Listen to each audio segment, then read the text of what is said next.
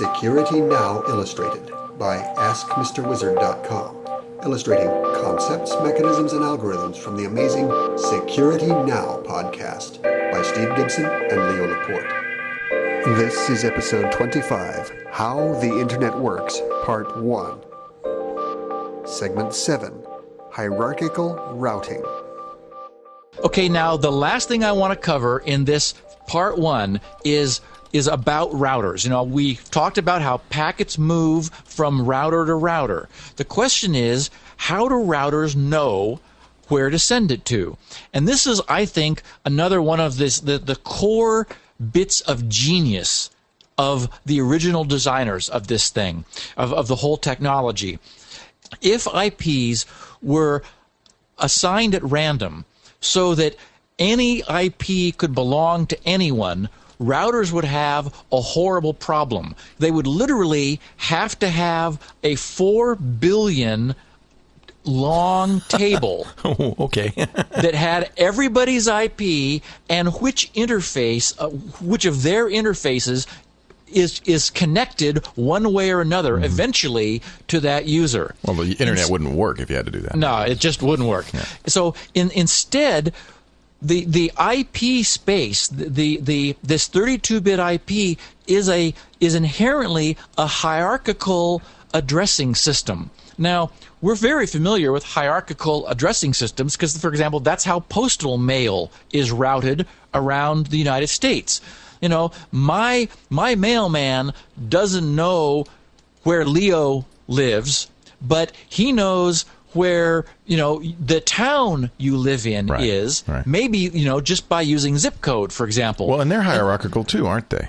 Well, I mean, exactly. 9 is California or is the West Coast, I guess. And well, I guess it's sort of linear, but you're right. It certainly gives you a perfect starting point. And so for example, if we think of addresses as in like which state in the United States, then which town in the state, and then which street in the town, and then which number on the street. You know, there's a hierarchy of state, town, street, number, which is almost exactly mirrors the way Internet Protocol works. So, for example, you know, there might be a Laguna Hills, Florida, and there certainly is a Laguna Hills, California.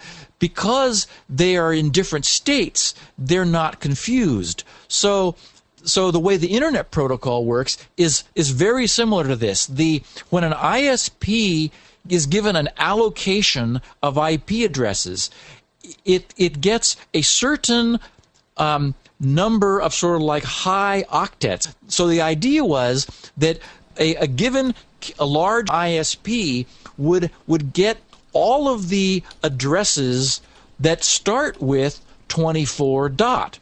So what that means is that some router, you know, at the other side of the world, all it has to know is that any IP address beginning with 24 dot is sort of in that direction. It just sort of, all it has to know is kind of over there. Right. You know, if you imagine that it had 4 interfaces, north, south, east, west, going to other routers to the north of it, to the south of it, to the east and the west of it, then its job would be to get an IP packet, look at the destination IP, and say, and look up in a much shorter table. Now it's so-called routing table. If it had an entry that began with 24, anything beginning with 24, I send west. And anything beginning with 4, I send north. And anything beginning with, you know, something else, I send in a different direction. So it's actually the excruciating detail level is a little more complex than that. But that's the whole concept of routing that makes this whole global network function.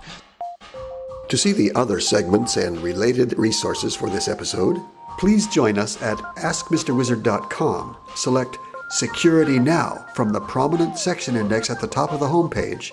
Choose an episode from the index at the bottom, and then select a segment from the resulting page.